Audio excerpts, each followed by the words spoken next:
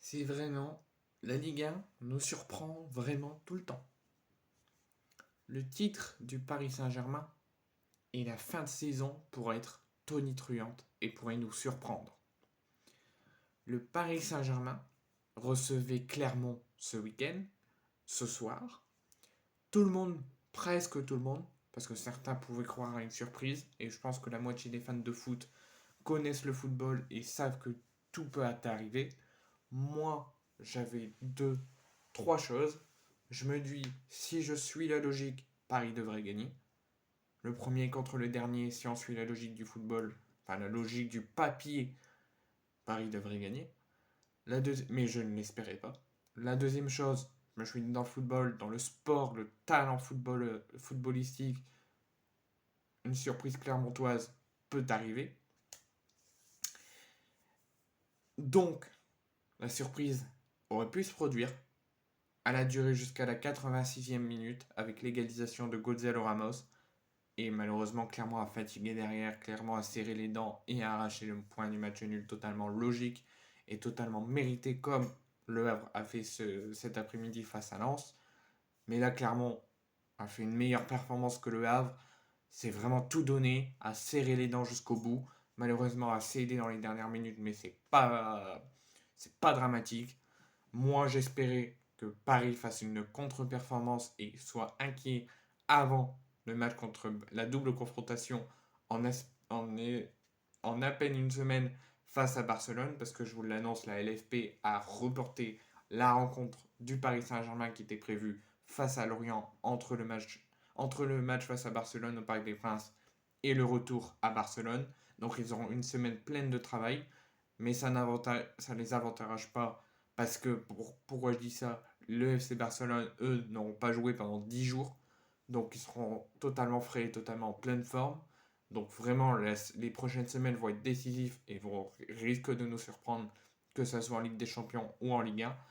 Donc le Paris Saint-Germain est tenu en échec et fait une contre-performance et met en doute sa fin de saison et se prépare de la mauvaise des manières pour la double confrontation face à Barcelone.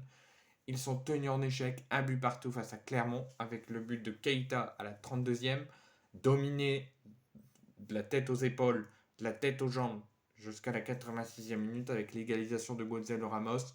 Clermont a fatigué, Clermont a cédé, s'est fait enchaîner les occasions, mais a tenu, et Clermont arrache le match nul. Donc on va débriefer tout ça, mais d'abord on va parler des compositions et des statistiques. Donc côté Paris Saint-Germain, c'est un 4-3-3 avec un gros turnover de malade. On ne reconnaissait même pas la compo du Paris Saint-Germain. Lucas Hernandez absent, Zaire Emery absent, Barcola absent, Mbappé sur le banc, Donnarumma sur le banc, Marquinhos sur le banc. Tous les cadres, hormis Asensio, Colomboigny, Gonzalo Ramos, tout le monde était sur le banc et au repos et ménagé pour le match face à Barcelone et la double confrontation pour une qualif en demi en Ligue des Champions. Donc 4-3-3, Arnaud Tenas dans les cages, Mukiele, Danilo, Skriniar et le jeune du centre de formation Zagué, Asensio, Urgarte et Soler au milieu, ça c'est le milieu 4 qui ne bouge pas, Colomwani, Gonzalo Ramos et le jeune Mayoulou également du centre de formation. Côté Clermontois, 3-4-3. Moridio est toujours blessé, pas apte à reprendre. Donc c'est Njai qui aura fait une performance totalement sensationnelle. Et je le mets dans mes tops de cette rencontre côté Clermontois. Pareil que Mohamed Cham, c'est mes deux Clermontois et l'équipe tout entière que je le mets dans mes tops de match. Donc Njai dans les cages. Gaufrier, Pelmar et Matsima en défense. Neto, Keita, Gastien et Alevina au milieu. Magna, Virginus et Mohamed Cham en attaque. Côté Paris Saint-Germain, Hakimi, Marquinhos, Mbappé, Linkangin, Fabien Ruiz, Dembélé, Vitinha, Ethan Mbappé, Donnarumma étaient sur le banc. Luis Enrique a sorti Mayoulou, Colomwani, Skriniar et Mukiele pour l'entrée de Kylian Mbappé, de Marquinhos, d'Hakimi et de Linkangin. Côté Clermontois, Zéphane, Nicholson, Bella et Jacquet sont entrés à la place de Alevina, de Keita, de Virginus et de Magnan. Donc ça, c'est sur le plan technique et sur le papier. Au niveau des statistiques, certes, Paris a été dominé, Paris s'est fait marcher dessus, Paris a cédé, Paris a été fragile jusqu'à la 86e minute, où Clermont a fatigué, Clermont a commencé à céder des occasions et à céder l'égalisation.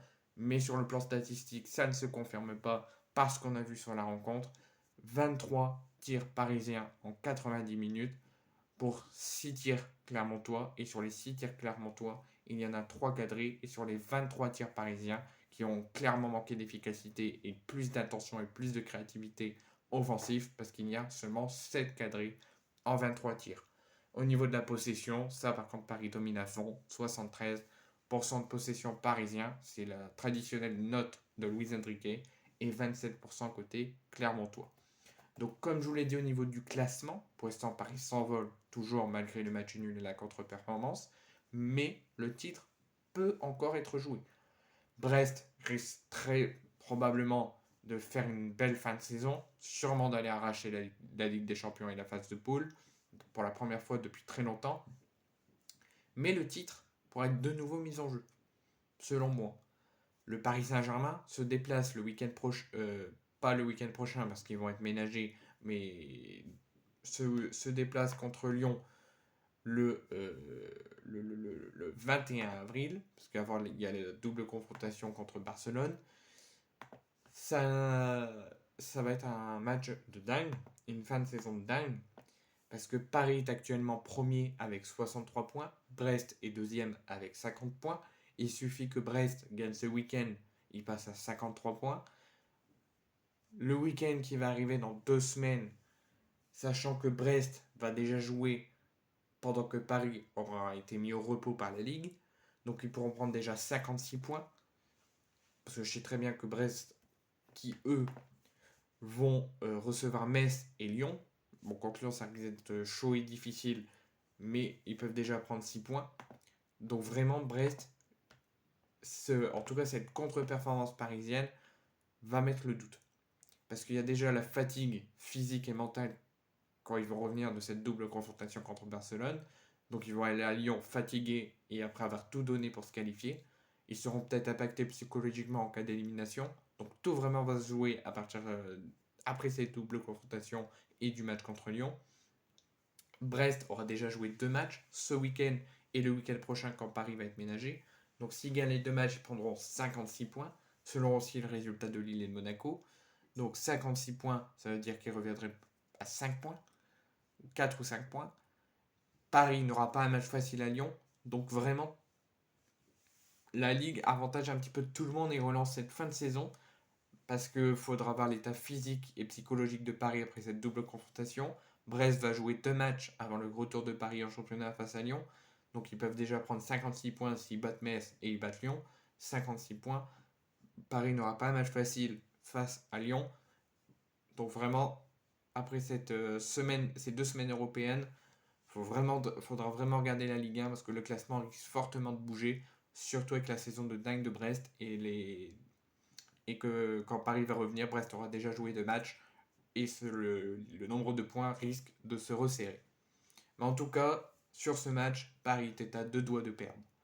Côté Clermontois, le maintien est toujours possible. En 28 journées, 21 points.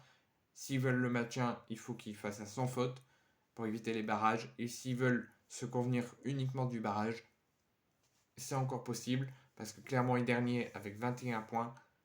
Mais c'est assez ouvert encore avec Metz, Lorient et Nantes. Donc sur le match, comme je vous l'ai dit, hormis vers la 86e minute, où là, cette fin de match était largement à l'avantage de Paris, Paris a dominé sur les dernières minutes, sur les 6-7 dernières minutes, clairement de A à Z, leur a fait concéder plein d'occasions, fait perdre plein de ballons, mais ça c'est la fatigue, c'est après avoir tellement donné que Clermont commence à fatiguer, commence à céder et aurait pu même concéder la défaite. Mais c'est un point rageux et un point vraiment mérité pour Clermont qui a fait son match comme le Havre a fait son match cet après-midi. Les deux méritent leurs points qu'ils ont pris aujourd'hui. Et les 2 points surprise parce que sur le papier c'était pas prévu comme ça. Donc première mi-temps, deuxième mi-temps, confondu. Je prends l'ensemble de ces 2 périodes. Je vais pas débriefer, vous dire ce qui s'est passé dans la première et ce qui s'est passé dans la deuxième. Tout simplement la première, Paris a concédé. Paris n'a pas arrêté de partir vers l'avant, de faire l'élan offensif et essayer de produire des choses. Mais ils étaient en manque de créativité, en manque de confiance et d'efficacité, tellement que Clermont avait la hargne et leur rentrée dedans. Paris a concédé beaucoup d'occasions, Clermont en a concédé mais un petit peu moins.